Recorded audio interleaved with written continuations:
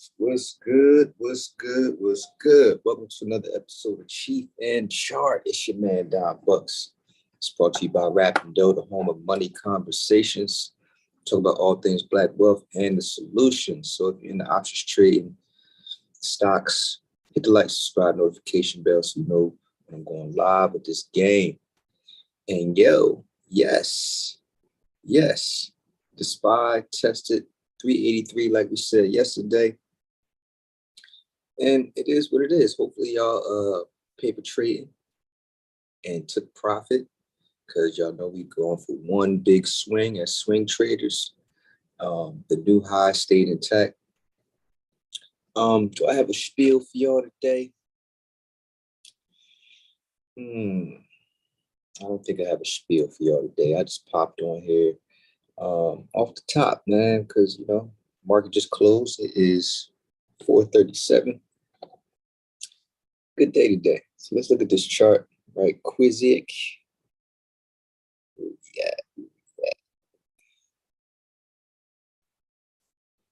Yeah, man. Good day today. You know what I'm saying? Oh, I got a spiel. Light spiel though. Yo, I got this breathalyzer in my car. Y'all know some of my story. DUIs, house arrests, and shit, right? So I got this breathalyzer in my car. Call myself, what was I at the other night? I was out somewhere. And I figured I had it pretty much mapped out, right? And I kind of do to an extent. Like you got to drink water between every drink. And I don't even drink that much anymore. I don't even have a taste for it like that. But when I do, it's one or two drinks. So you're supposed to drink water between each drink and give it an hour, each drink. So two drinks, that means you need 2 hours, right, of chill time and water. So did that the other night. And long story short, man, if you blow in the breathalyzer one too many times and it blows hot, one too many times you have to go to the service station and get it reset, and it costs about $50 to get reset or something like that. But the issue is, hopefully your reset station is close, because you might have to drive somewhere, you know what I'm saying? And it's just a whole headache. So yeah, I gotta go get my shit reset. Because the other day, the car, like I did the 2 hours, the water, and the car, because if your shit too high, your shit won't start. It won't let you start it. So my car started. It was like alcohol warning. So I was at the edge, right? So I was like, all right, I just made it, right? I get to driving, because it comes on, it tells you to blow while you're driving. Shit is mad annoying. Maybe 5-10 minutes into my drive, it tells me to blow again. So I blow this time, and it should say high. I'm like, how is it high now when it just said warning 10 minutes ago? Warning means it's low. High means it's high. So why wouldn't it blow high first and not let me start it, instead of warning and then high? Like, so yeah, I had to go get my shit reset because it blew high after it let me start the motherfucker. So yeah, that pissed me off. But yeah, that's my spiel. That's what I gotta do. Hopefully tomorrow I'll get it done. But today, like I said yesterday, if y'all was tapped in, y'all had got the notification bell, set off, you would know y'all was here yesterday that I said we were going to test 383. Today's high, as y'all can see up here, was 385, man. Come on, man. Stop playing with Cheef and Chart, man. Stop playing with Cheef and Chart. Okay? Tell a friend to tap in, man. If they in the options trade and they having a challenge reading the chart, I got about 60 plus episodes at this point of Cheef and chart. Tell them to tap in, man. Because this is in addition to the course. So if you took the course, you should be getting extra gain right now. There should be extra reinforcement of everything you learned already. Big. So yesterday, we're looking at the daily chart. I'm gonna make this bigger. And this was yesterday's bar. Right? This was yesterday. And you can't really see what's actually going on completely until you drop down into a trading time frame. So we see what's going on here. It's breaking the support, breaking the resistance level, right? So let's see a little more. So 1, 2, 3, 4. This was yesterday. So these 4 bars, we're in a 2-hour time frame. So each day is broken down into 4 bars now. So this was today. And this was yesterday. So 1, 2, 3, 4. So it broke. And now we can see that it sat on top of, because once resistance is broken, now it becomes support. So we've seen that it broke on the daily, but now we can see that it broke and retraced and sat on top. And that is normal price action. That is a test of the support. Once resistance is broken, now that same resistance becomes support. So now it'll test it to make, because sometimes it'll test it and come back through. But normal price actions for it to test it and keep going. And here we have the break and the test. And here it kept going. So yesterday we seen this. We seen this yesterday. And that's why I was able to say, today we're going to test 383-ish, because that's the next level up. And lo and behold, that's what it tested. This is the importance of drawing your levels. But sometimes you only have to draw it. But as beginners, I would suggest you draw them, because you can see where price went up and stopped at, or came down and stopped at. So this right here is a level. Let me draw it in here for you. So this here is a level.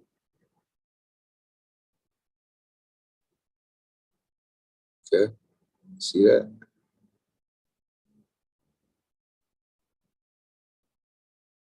Actually, you know, let me bring it down.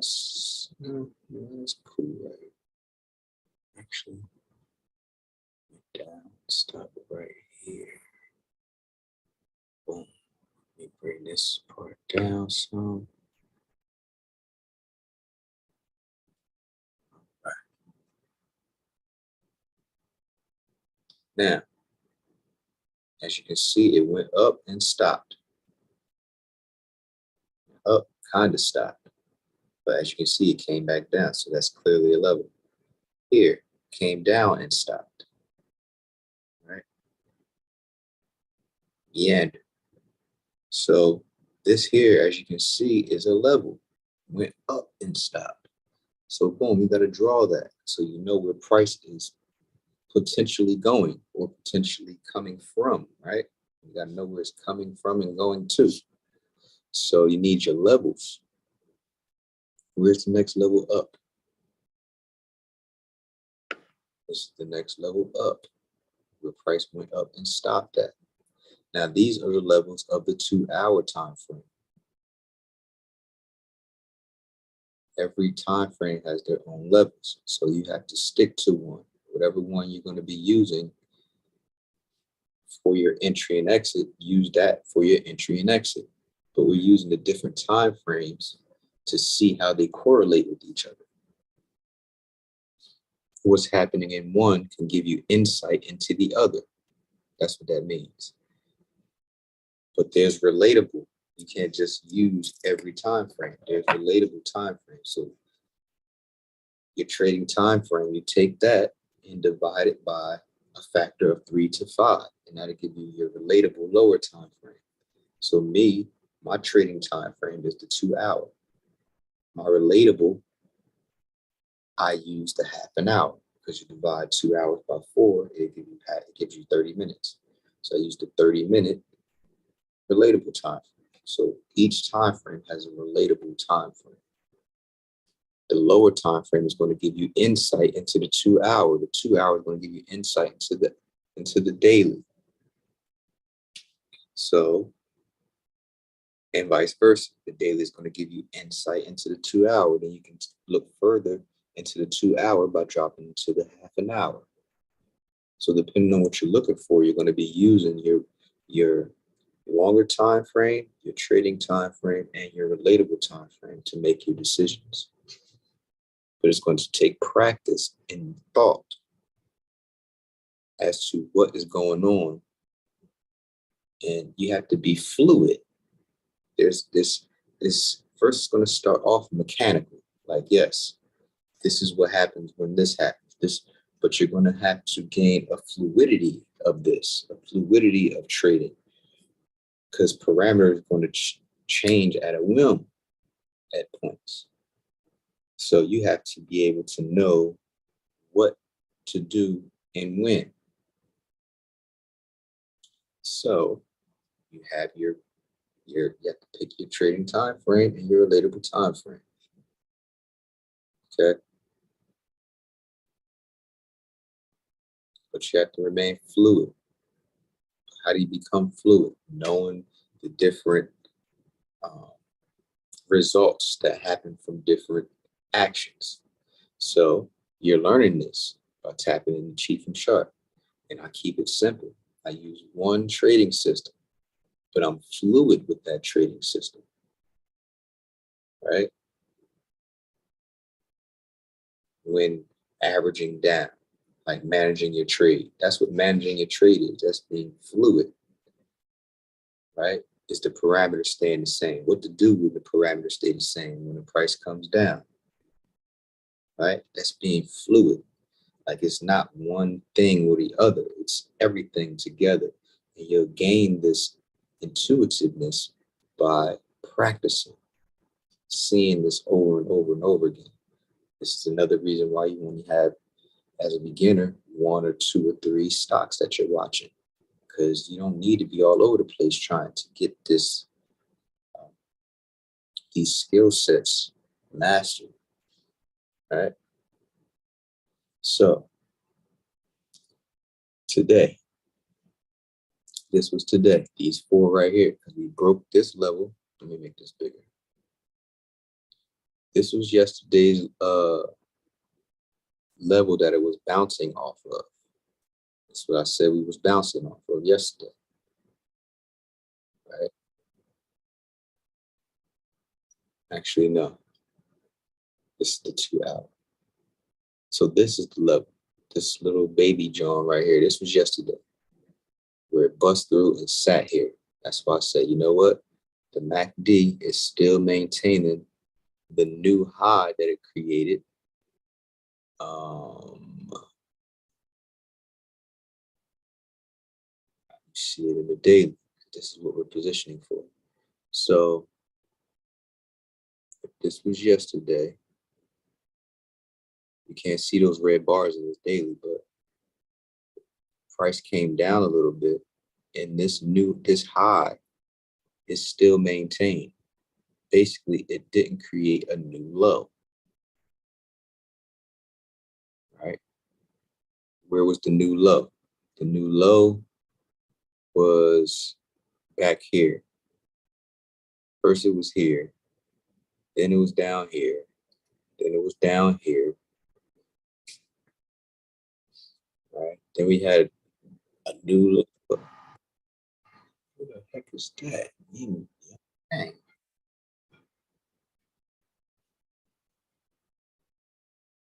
I'll be there. Oh man, I hate when people call me when I'm on live.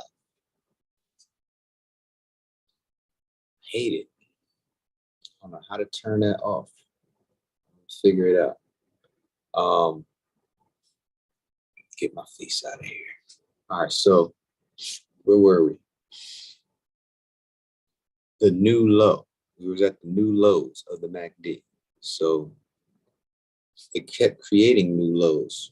So this was a new low, right? Then we had another new low, another new low.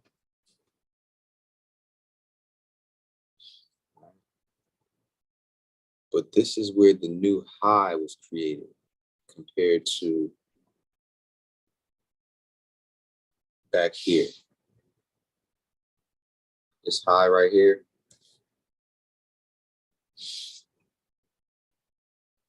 The new high was back here. The new high, or should I say up here? When it went up right here, this is the new high because it's above this one. The last upswing, previous upswing. Because you can't count these down here, these swings down here, because it ain't form a new high. You want to compare it to the last high. So this one, did it drop below there when it came down? This right here, did it come below there? No, it didn't, right? Where we at? Right here. So it didn't come below there when it came down. See that? If you take that dotted line all the way back to where the new high was and back here, when it came down right here, it didn't drop below here. So that old high is still intact. Y'all following that? That's why you go long still. You wait for it to finish falling, but that's the patience part. You wait for it to finish falling, hit a support, right?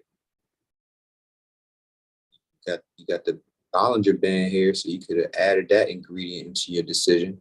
Like, okay, it's a Bollinger Band and a level, so it might be done falling here, right? This is the fluidity. That's why I use the tools that I use, because I can, okay, let me think. And I can look, okay, we got a Bollinger Band there, we got a level there, pin bar, new high still intact. I'm going long here. That's what those ingredients will say to me. And that's what I was telling y'all for the past couple of days. That's what these ingredients are telling me, telling us. So if you listen and practice this, you will be in profit in your account right now. Y'all follow? So once again, we're up here, new high still intact. What I would see for tomorrow, as far as the SPY, what I see is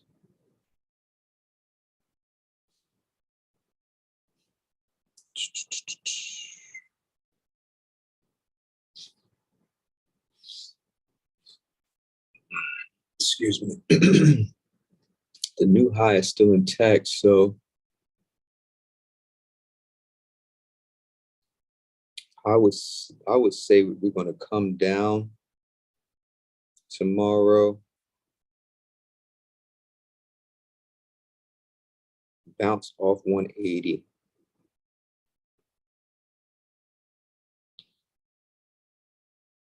Play with this resistance again if it doesn't bust through.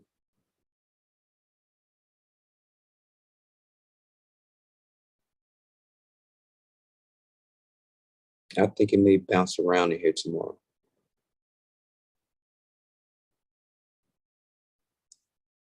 But it's definitely going to come down. I ain't going to say definitely. I ain't going to say definitely. What I'm going to say is I believe this is going to retrace a little bit more. Let me see what it's saying half now.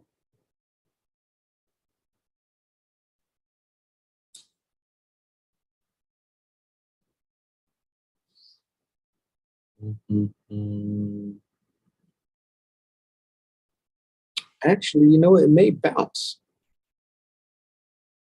It may bounce, but I'm bullish. I'm bullish on the SPY right now. I believe it's going to test 389 at some point.